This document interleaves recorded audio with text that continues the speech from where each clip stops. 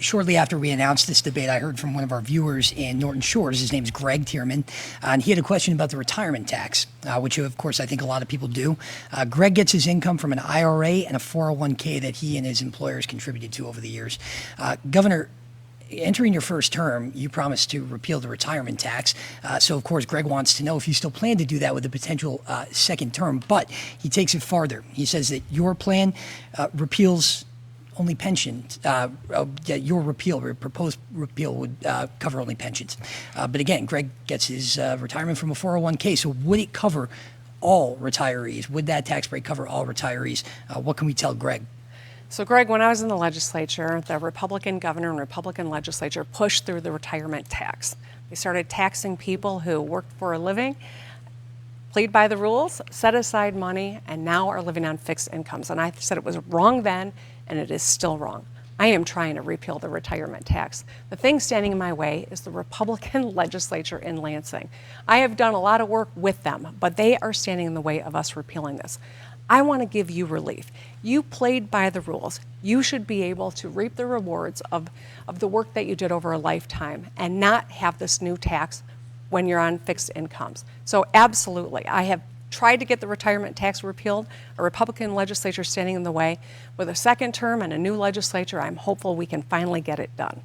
All right. Ms. Dixon, if you're elected, what's your plan for the retirement tax? Well, Greg, first of all, I want to note that your exact question about increasing the exemption for retirement income, that actually did go to the governor's desk, and that was another one of her line item vetoes. She had the opportunity to reduce that. She did stand on the debate stage in 2018 and say that that was one of her top priorities, was to eliminate the retirement tax. But as you noted, that would be for public pensions, not all retirees. So I do want you to be assured that I feel it's very important that we make sure that money goes back into the pockets of all retirees in the state of Michigan, especially as we head into a recession. We're already seeing this massive inflation because of the Biden-Whitmer policies. The recession is right at our doorstep, and I want to make sure that we get as much money back to our retirees as possible. Yeah, thank you, Mrs. Dixon. And before you rebut, Governor, I will remind you that in your second term, you very well could have a GOP legislature. You know, I think we'll have a much more reasonable legislature because we just went through redistricting. And I'm hopeful that we will actually get legislators who are representative of the people they serve. But I think it's important to ask a question.